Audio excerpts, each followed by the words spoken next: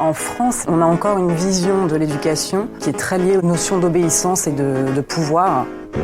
Je suis en sécurité parce que j'entends les bruits, j'ai des odeurs qui me sécurisent, contact me sécurise.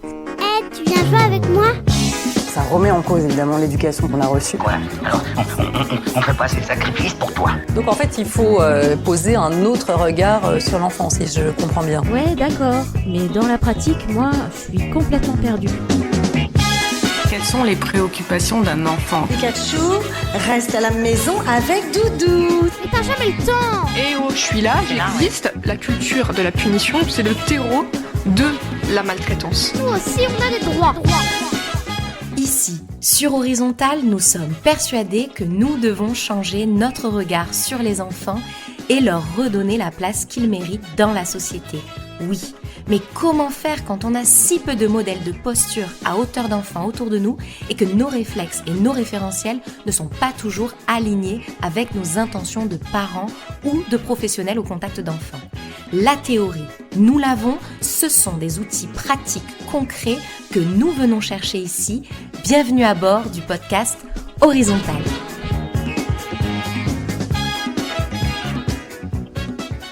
André Stern, mon ami, dit souvent, nos enfants deviennent principalement deux choses, telles que nous les voyons aussi telles qu'ils nous voient. Ça, c'est important.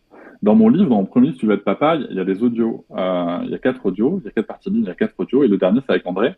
Et André, il revient sur ce truc en disant, tu sais, les enfants, on aime bien leur mettre des étiquettes et tout, genre la terrible tout, le machin, le truc. On se dit pas que le problème, c'est les adultes qui ont fait un monde qui est pas pour les enfants. On se dit juste que les problèmes, ce sont les enfants. C'est plus facile. Toujours plus facile de mettre la responsabilité sur les personnes qui n'ont pas le pouvoir quand on a le pouvoir. Ça marche aussi pour nos politiques, petite dédicace. Donc on va dire, ouais, c'est le terrible tout, tata. Mais en fait, si on veut que l'enfant cède, avec d'énormes guillemets, je mets d'énormes guillemets sur ce mot parce que, voilà, je l'utilise juste pour que tout le monde comprenne bien mon propos. Si on veut que l'enfant apprenne à céder, et que nous, on est tout le temps toujours en train de lui dire non, c'est moi qui commande, c'est moi qui dirige. Non. Mais comment est-ce qu'il va apprendre, en fait ? À quel moment il va avoir une proposition relationnelle pertinente pour dire « Ah, mais en fait, je peux dire, ok, tu sais quoi, on va faire comme tu veux ce coup-ci. Et on va voir. Pas de souci. On y va, let's go, montre-moi. » Ah, en fait, je peux dire, finalement, c'est pas si important pour moi, mais je vois que c'est important pour toi, donc vas-y, fais-le. Et tu vois, j'ai beaucoup de parents qui sont venus me parler de cette période du terrible tout sur les réseaux et tout, et je leur ai toujours dit ça, j'aurais toujours dit arrête. J'aurais toujours dit, écoutez, arrêtez de dire non. Arrêtez de dire non. Pas plus tard qu'il y a quelques jours, j'ai une maman qui me disait, ouais, on se promène, et c'est pas évident. C'est marrant parce que j'ai eu 2 fois le cas dans la semaine dernière, une dans la vraie vie et une sur Instagram. Donc, la maman dans la vraie vie, elle me dit, ouais, on se promène souvent au bord de la rivière, machin, bref, un endroit, et elle me dit, j'ai peur qu'il tombe. Je lui dis, mais en fait, il sait pas nager. Non, il sait pas nager, d'accord, ok. Mais il veut vraiment y être tout seul. Du coup, moi, je veux pas qu'il aille tout seul. Alors, je lui attrape la main, ou sinon je le tiens, et du coup, il se débat. Et là, en plus, on risque vraiment de tomber. Donc, tu vois, en fait, on a envenimé ma situation. Et je vais, je sais pas, il a des brassards. Elle me dit, bah oui. Et il sait faire avec, bah oui. Bah, au pire, tu lui mets des brassards et une tenue qui peut aller dans l'eau, tu vois. Au pire, il tombe. Il est pas en danger, il a ses brassards, tu vois. Ou son maillot, enfin, ce qu'on veut, si tu veux. Voilà. Si tu as le budget, et pour les gens qui ont du budget, aujourd'hui, il y a des maillots gonflables en cas de chute dans l'eau, des t-shirts qui se gonflent en cas de chute dans l'eau, bon, ça coûte 135 €. Mais ça, si t'as l'argent, pourquoi pas, tu vois. Mais je veux dire, est-ce qu'on est obligé de se dire que c'est l'enfant qui doit en permanence prendre sur lui, ou est-ce que tomber dans l'eau une fois en sécurité, il va se dire, ah tiens, justement, c'est comme ça qu'il va apprendre. Ben oui. C'est ça qu'il va se dire, bah, là, ma prise était pas bonne, mon pied a glissé, je dois faire attention quand je marche là-dessus, tu vois. Moi, j'avais vu des amis à moi, alors en effet, ils n'étaient pas spécialement en danger, mais tu sais, nous, on allait beaucoup dans les rivières avant d'avoir des enfants, dans les rivières en Ardèche, etc. Et en fait, ça, pour moi, ça, c'est des terrains de jeu formidables. Parce que l'enfant, quand il tombe dans l'eau, bon, il va peut-être se faire un petit peu mal aux fesses, il aura un bleu, voilà, bon, il va pleurer, on va le consoler, et c'est la vie, si tu veux. Mais ça, pour moi, c'est un terrain de jeu formidable parce que les enfants apprennent vraiment, voilà, comment ça glisse pas et tout. Mais si on se dit, je vais tout faire pour qu'il lui arrive rien, mais qu'est-ce qui va se passer? Et ces enfants-là, il va rien leur arriver. Pour de vrai. Tu vois? Clairement. Mais s'il leur arrive rien, qu'est-ce qu'ils apprennent de la vie, en fait? Et je pense que chaque personne qui va regarder sa vie un petit peu en arrière va comprendre que les moments où on a appris des choses, pas où on a obéi, hein, les moments où on a appris des choses, On a c'est les compris. moments où on s'est viandé. Ouais, on a Tu vois, compris tout seul, en fait.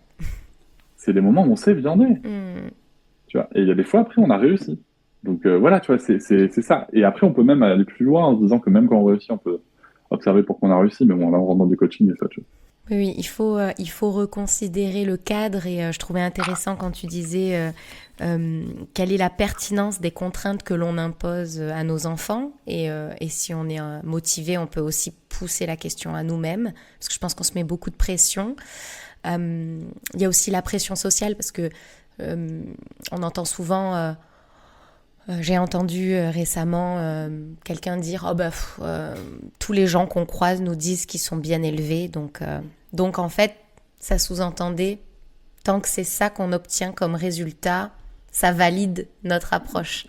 Et je me dis, c'est fou que ce soit plus important, la validation de la société, que comment se sentent nos enfants réellement. Donc j'ai trouvé ça un peu dommage que la pression sociale soit l'indicateur de bonne santé familiale. Mais mine de rien, aujourd'hui, c'est ce qui gouverne un certain nombre de familles. Tant qu'ils se tiennent à carreau chez les autres, ça veut dire qu'on a réussi. Tu sais, ce côté culture de la réussite que tu évoquais, enfin, surtout pas de l'échec. En tout cas. La vitrine, c'est la vitrine aussi. Surtout pas qu'on nous reproche. C'est un peu comme ces familles qui... j'ai déjà observé des parents avant même, sans les juger, hein, qu'on s'entende. L'idée, c'est que quand j'observe, j'ai un avis. Mais l'enfant n'a pas encore réceptionné le biscuit dans sa main, que son papa ou sa maman lui crie déjà de dire merci. Et en fait, je me suis fait la remarque quand mon fils, il a 2 ans et demi, il est encore petit. Je me dis, mais là, on attend qu'il dise merci sans comprendre pourquoi. Donc en fait, il fait le perroquet. Il va comprendre à force qu'on dit merci quand on nous donne quelque chose et à force de répétition et de hurlements dans ces phases-là de la journée où il récupère quelque chose dans sa main, il va devoir dire merci à force, il va le dire. Mais est-ce qu'il a compris pourquoi on remercie ? Est-ce que la valeur de reconnaissance, elle est transmise ? Non. Et pourquoi ses parents lui disent tout de suite dire merci ? Parce qu'ils sont pressés de démontrer à la société qu'ils éduquent correctement leurs enfants. Alors que peut-être que les enfants obéissent. Voilà, qu'ils obéissent, qu'ils sont polis. Enfin, cette pression d'avoir des enfants polis, quoi. En fait, c'est la politesse, tout ça, etc.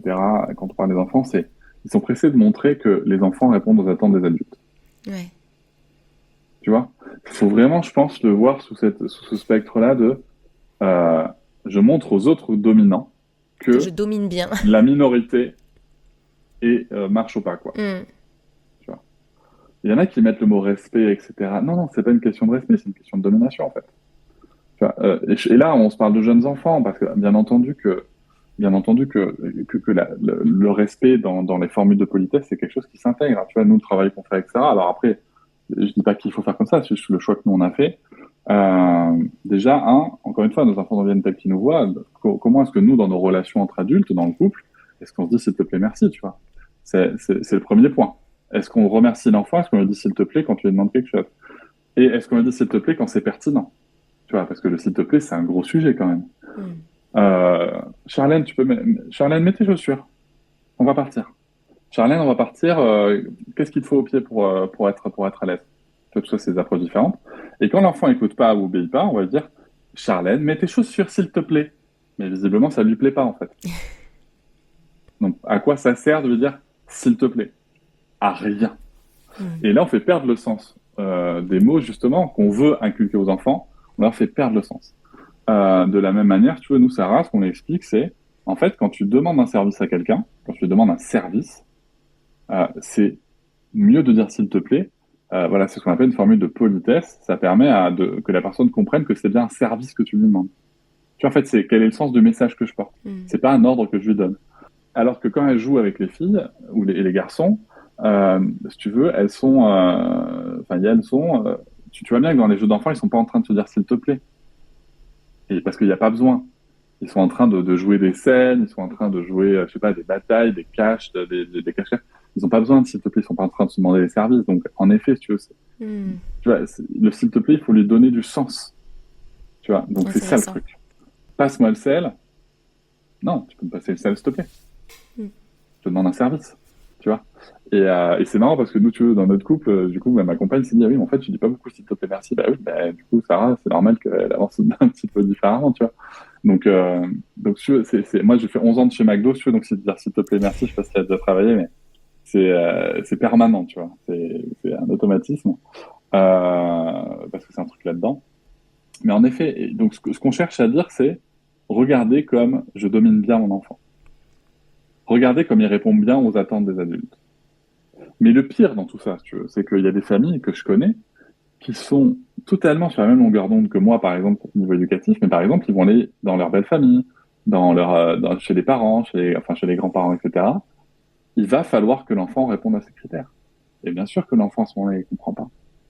Et bien sûr que l'enfant, à ce moment-là, comme il comprend pas, parce que d'habitude, en plus, on ne lui dit pas, la crise, en tout cas, l'opposition va être très grande. Donc, et donc, du coup, tous ces gens qui attendent qu'une seule chose, quand tu parles d'éducation positive, c'est que ton enfant fasse une crise et que ça soit la merde, et tu leur sers sur un plateau. Alors moi, ce que j'ai tendance à dire, c'est plutôt, assumons le truc jusqu'au bout. Tu vois? Moi, ma fille, pendant un moment, elle a mis du temps à dire bonjour à mon père, voilà, quand elle arrivait. Elle était petite, elle le voyait pas souvent pour différentes raisons, et elle mettait du temps à dire bonjour. Lui, il a choisi de bouder quand elle disait pas bonjour. Et en fait, je sais pas comment elle s'est débloquée, mais tout à coup, elle s'est mise à dire bonjour. Et ça allait, si tu veux. Moi, j'ai passé mon temps à lui expliquer à mon père, non, en fait, il y aura pas de bonjour, laisse-lui le temps, tu vois. Généralement, ça lui prenait 10-15 minutes, tu vois, quand on allait chez eux, le temps de mâcher, de se détendre. On parle de ça, elle avait 2 ans. Il y a des enfants, il n'y a pas besoin, et des enfants, ils s'en foutent, tu vois, ils sont hyper à l'aise tout de suite, donc ça dépend des enfants aussi. Et oui, pareil, puis c'est pas très accueillant pour un enfant de 2 ans. Enfin, parfois, ils ont à peine rentré dans la maison qu'on on leur tombe déjà dessus parce qu'on leur dit pas bonjour. Tu m'as pas dit bonjour, et puis tu m'as pas dit. Oui. Et en fait, ils sont déjà dans la négativité. Si on leur laissait le temps, ils seraient beaucoup plus accueillis aussi. Enfin bon, je trouve qu'il y a une pression là-dessus. Tu vois, t'as le bisou, notamment pour dire au revoir. Attends, tu me dis pas au revoir. Si, regarde, elle fait coucou. Non, mais le bisou, non, il n'y a pas de bisou si elle n'a pas envie, en fait. Ouais. Merci le Covid pour ça. Désolé, mais le Covid a quand même vachement rebattu les cartes, tu vois, de ces normes sociales qu'on nous a imposées depuis des décennies, alors qu'en fait, tu vois, c'est... Mais j'ai une question qui me vient.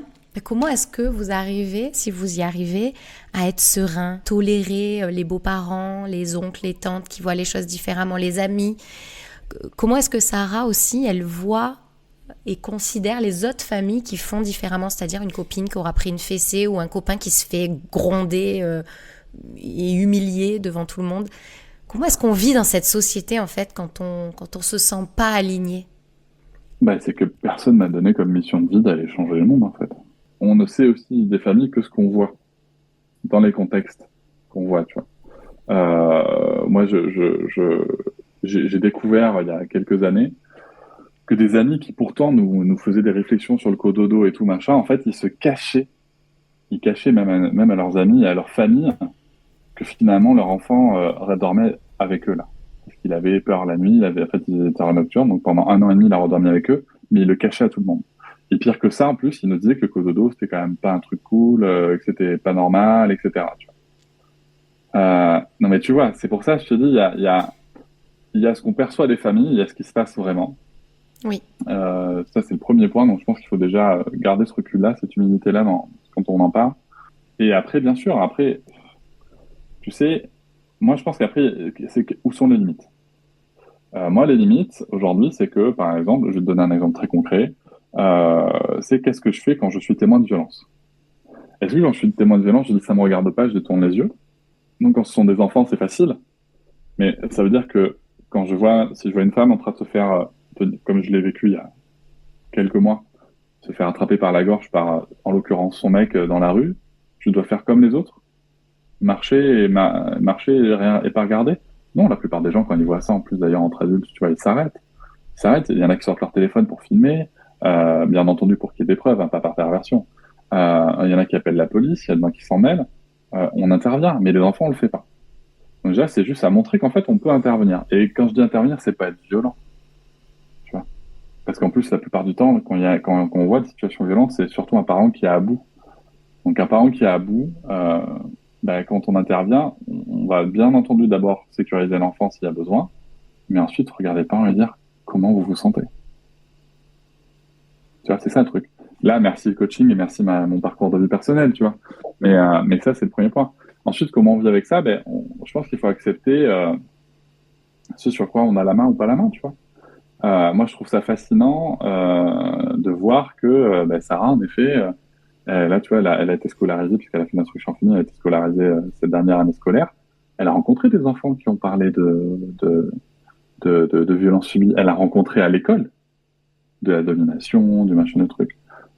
Écoute, elle parle, elle réagit, elle demande si c'est pertinent, pas pertinent, elle nous en parle après.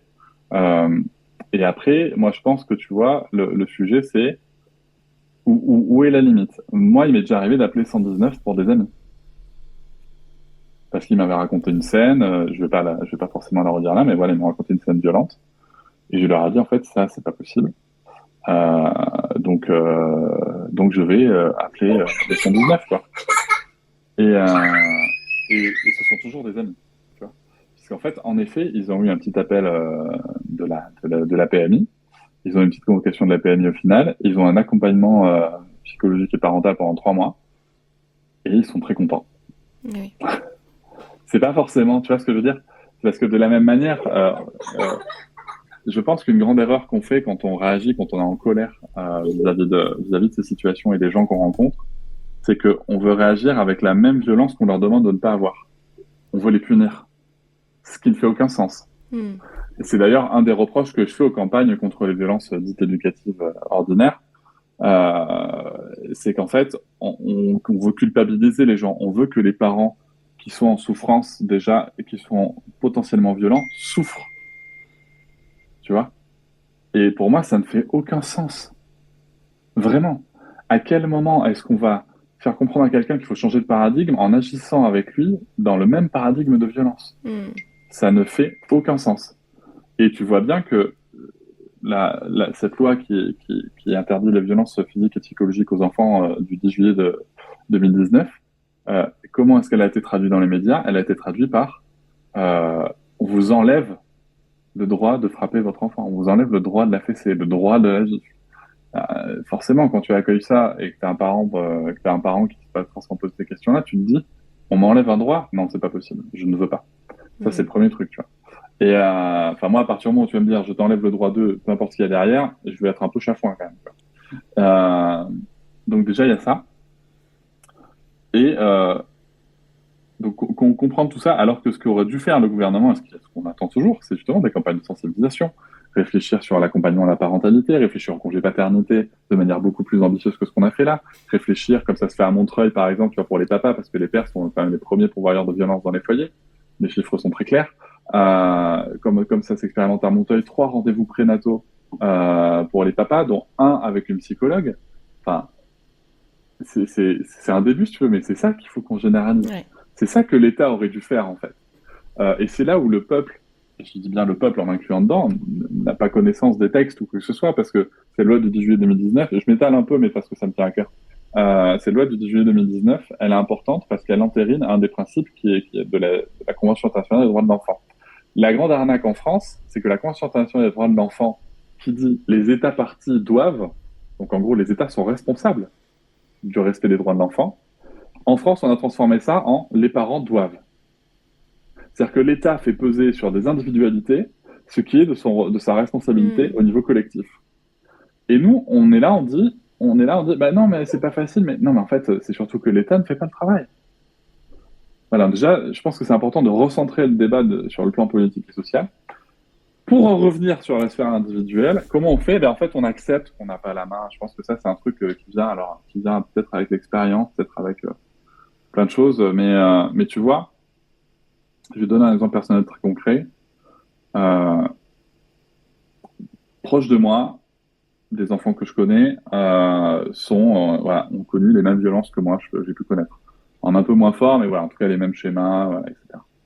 Et ces enfants-là, si tu veux, ça m'a torturé ça m'a quand même torturé pendant quelques mois. De me dire, mais qu'est-ce que je peux faire et tout. Mais en fait, je peux rien faire. Tant que ça franchit pas les limites, si tu veux pas, moi, je sais ce qui est condamnable ou pas. Donc, tant que ça franchit pas les limites de l'intégrité physique ou quoi, donc je peux pas appeler 119. Tant que leurs besoins physiologiques de base sont remplis, je peux pas appeler 119.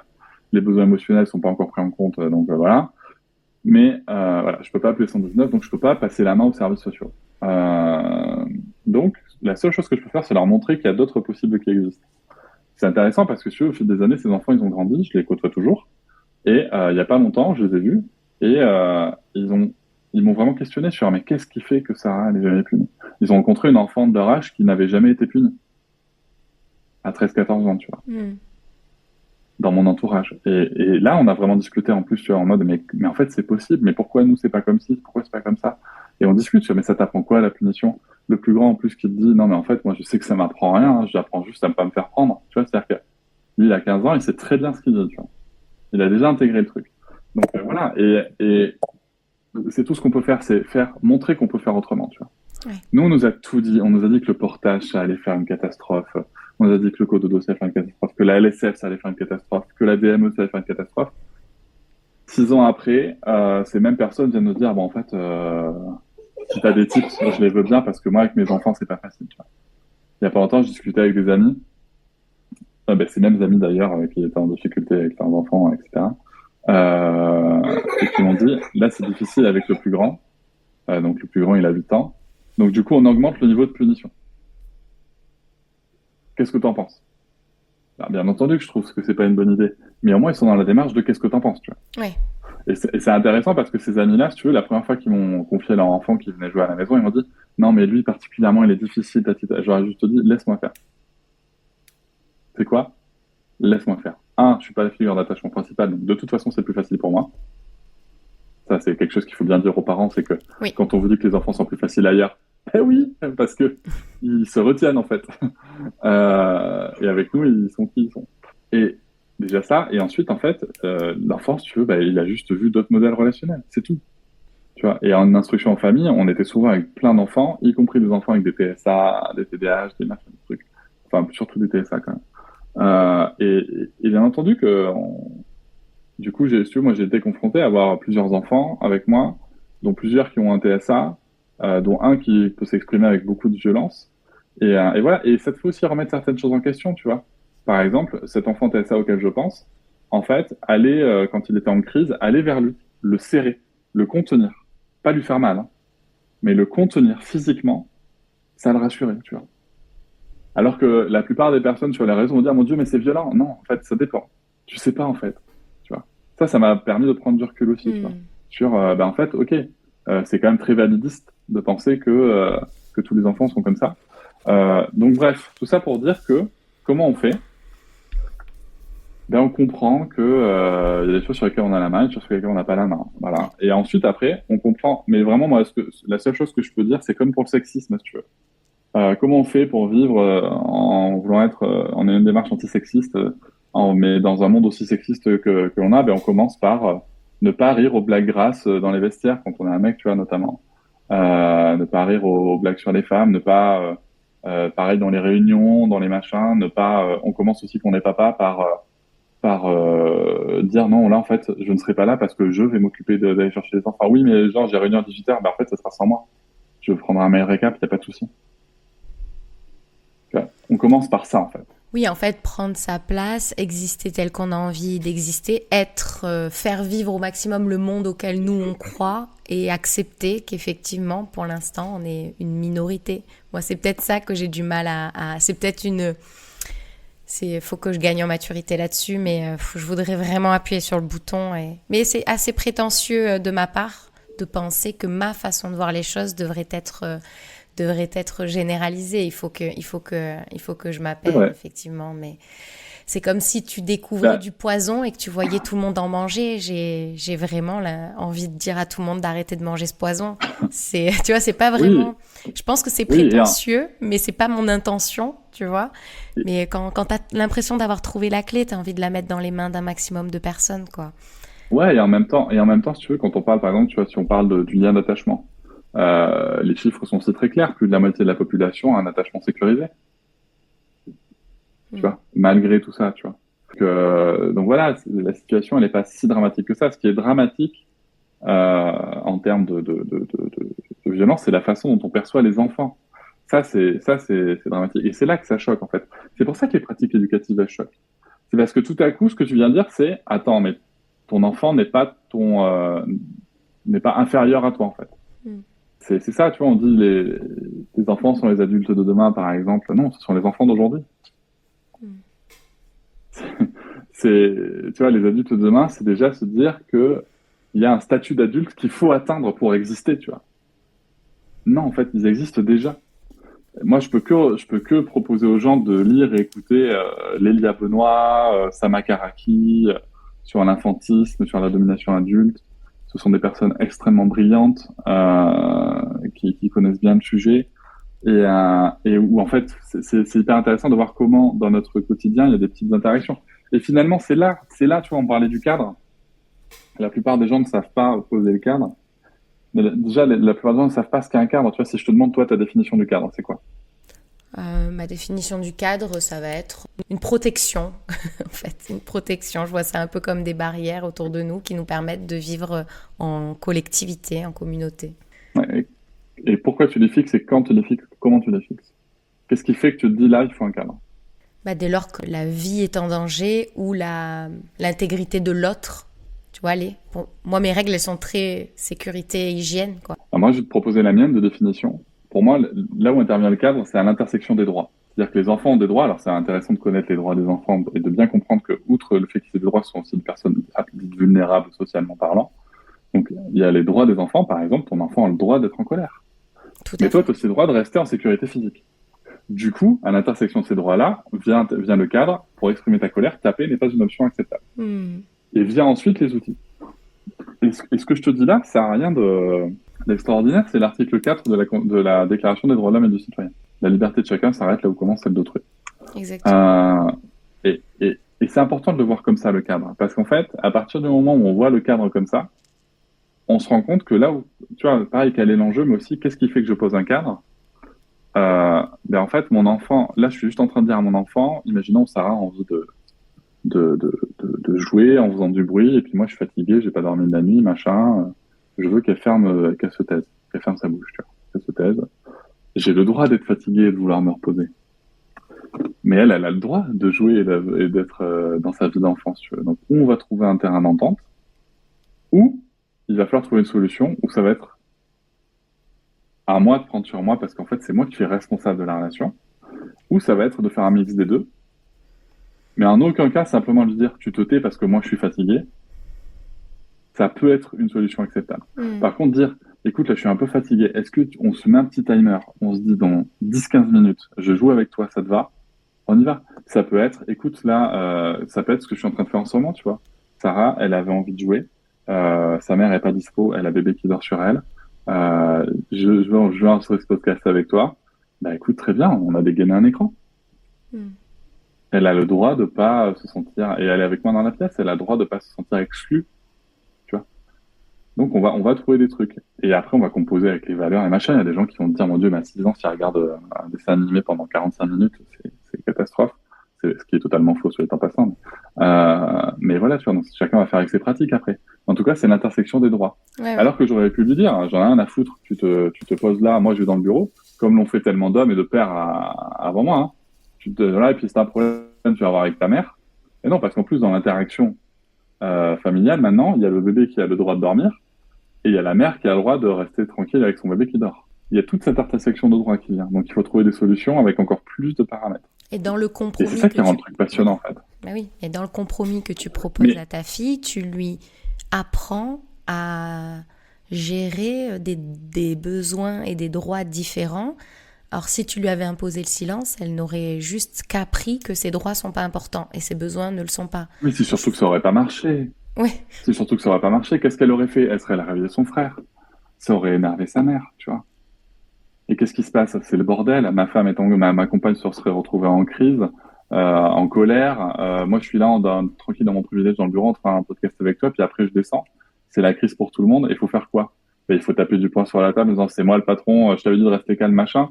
Tu vois, c'est cette paternalité-là qui a un problème. Non, clairement. Celle où l'homme prend le privilège de dire, moi, j'ai un podcast enregistré, donc ça va se passer comme ça, c'est tout. Et vous débrouillez.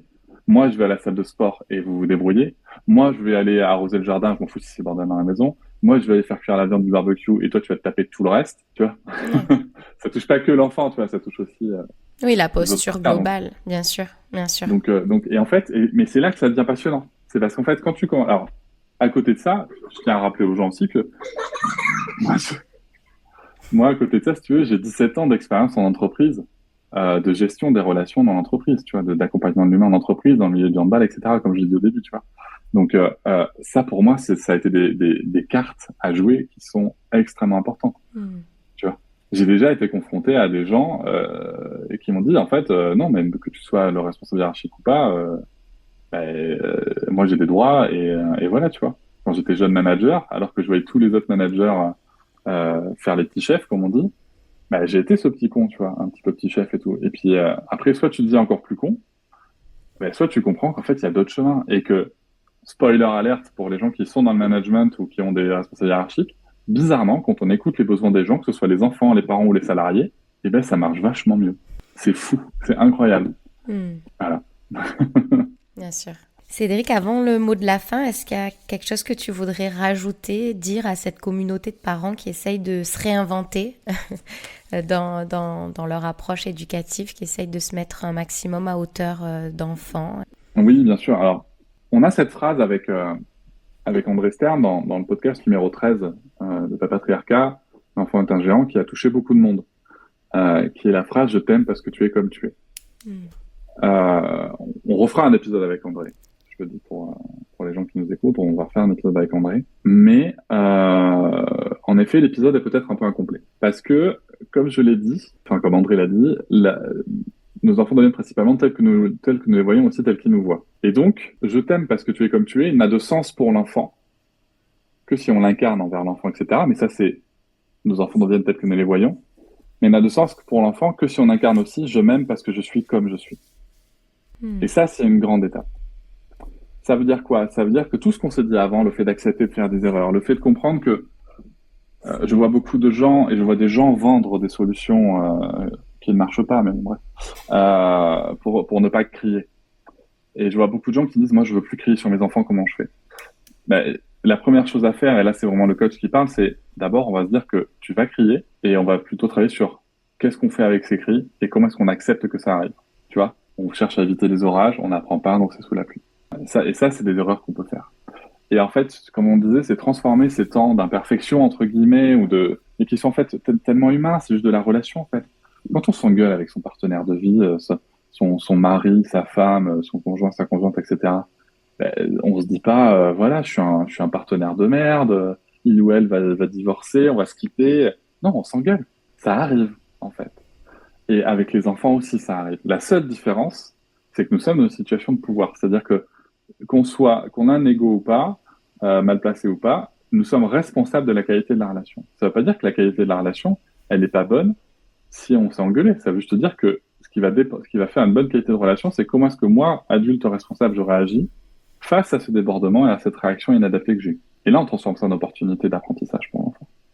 Donc voilà, je m'aime parce que je suis comme je suis. Oui, je peux crier. Enfin, je peux. Oui, ça m'arrive de crier. Le sujet, c'est qu'est-ce que j'en fais, quoi. Et si j'y arrive pas, c'est peut-être que j'ai besoin d'aide. Et je vais même dire autre chose. Au lieu d'utiliser le mot aide, je vais plutôt dire de soutien. J'ai besoin de soutien. J'ai besoin de soutien, que ce soit matériel, que ce soit logistique, que ce soit par rapport à la charge mentale. C'est peut-être mon environnement qui a un problème. En fait, c'est pas moi. Et peut-être que j'ai besoin de soutien dans ma construction psychologique parce que je vois bien que ça réveille des choses et qu'il faut que j'aille creuser là. Mais du coup, j'ai pas le temps pour moi parce qu'en fait, il y a que moi qui m'occupe des enfants. Donc en fait, finalement, le soutien, j'en ai aussi besoin dans la charge mentale et dans la répartition de la charge domestique et familiale au sein du foyer. Donc il faut que j'en parle à mon conjoint parce que c'est principalement les femmes qui se posent ces questions, on va pas se mentir. Faut que j'en parle à mon conjoint parce que lui, il faut qu'il prenne plus de place, etc. Donc potentiellement, on a besoin de soutien dans notre relation de couple. Donc en effet, ça vient bousculer beaucoup de choses. Mais en tout cas, c'est ça pour moi. C'est sortir de ce souhait ou de ce désir de perfection et juste se dire, voilà, moi aussi, je m'aime parce que je suis comme je suis. C'est comme ça que j'apprendrai à mon enfant à s'aimer parce qu'il est comme il est. Ça suffit pas de lui dire qu'il faut que je le vive. Voilà. Ouais, c'est intéressant. Merci pour ces mots. Je t'en prie. Ma dernière question, c'est qui est-ce qui, d'après toi, serait intéressant que je reçoive à ce micro ? Ça peut être des gens connus, des gens pas connus du tout, ton beau-frère, ton voisin, qui aurait des choses à nous dire là-dessus. Si tu veux, la liste est longue. Ouais. Regarde mes invités dans mes podcasts et serre-toi, tu vois, j'ai envie de te dire. Mais, tu sais, je pense aussi que c'est intéressant, et c'est une des démarches que j'ai dans le podcast, c'est aussi intéressant de recevoir des gens juste qui parlent de leur parentalité et de réfléchir ensemble. Ça, je pense que je pense que peu importe qui tu reçois, et ça, c'est vraiment quelque chose qui m'anime depuis un petit peu plus de 2 ans maintenant. L'idée, ça va être de bâtir des ponts. Là, on a l'habitude de dresser des murs. Tu vois. Et ça, je pense que c'est important. C'est-à-dire de discuter pas uniquement qu'avec des gens qui sont globalement d'accord avec nous. Ouais. De comprendre pourquoi, où ça pêche, tu vois. Je sais pas qu'on sort l'épisode qu'on enregistre là, mais à la rentrée, j'ai un épisode avec un chef étoilé 3 étoiles que j'aime bien. Et en fait, on n'a pas du tout la même approche de la paternité, tu vois. Mais c'était intéressant d'en discuter avec lui, tu vois, de montrer qu'on n'avait pas la même approche, d'en discuter. Et ça fait pas de lui un bon ou un mauvais père, ça veut dire qu'on n'a pas la même approche. Et ça veut pas dire non plus qu'il aime pas ses enfants, ça veut pas dire que ses enfants pensent qu'il n'aime pas, etc. Mais il a d'autres difficultés que moi je n'ai pas. Et il a d'autres privilèges que moi je n'ai pas. Donc voilà, tu vois, donc c'est ça qui est intéressant. Ouais. Et je pense que c'est intéressant parce que il y a aussi cette phrase que j'aime bien qui est de moi ce coup-ci. C'est que c'est pas parce qu'on va aller au même endroit qu'on doit prendre le même chemin. Tu vois. Et même marcher à la même vitesse. C'est intéressant aussi. Cette phrase, elle me fait du bien à moi, tu vois. Tu vois. C'est que, encore une fois, tu vois, enfin, j'en prends l'exemple de mes amis qui finalement, tu vois, 6 ans après, on parle comme ça de parentalité, alors qu'on n'est pas d'accord, mais le fait qu'ils en parlent, c'est plus pour venir me dire, nous, on a raison et on sait mieux. C'est pour nous, quelque part, tu vois, c'est pour nous dire, qu'est-ce que tu ferais, tu vois, toi? Et voilà. Et c'est intéressant parce que, moi aussi, je leur parle de mes difficultés avec Sarah et Lucas, tu vois. Parce que mine de rien, ces parents-là, tu vois, que certains diraient qu'ils sont pas assez avancés ou quoi ou qu'est-ce, alors que c'est absolument pas le cas.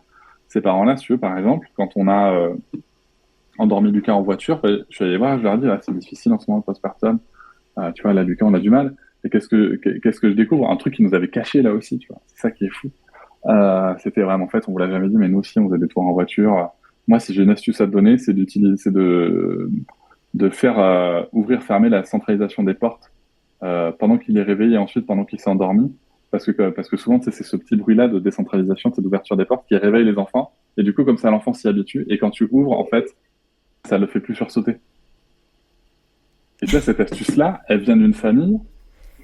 Les grands penseurs de la bienveillance éducative les considéraient comme des moins que rien. Tu vois? Et c'est là où tu te dis, si on avait dressé des murs autour de nous, en fait, on n'aurait pas accès à toute cette richesse. Tu vois? Donc, bâtissons des ponts. Là, on a l'habitude de dresser des murs.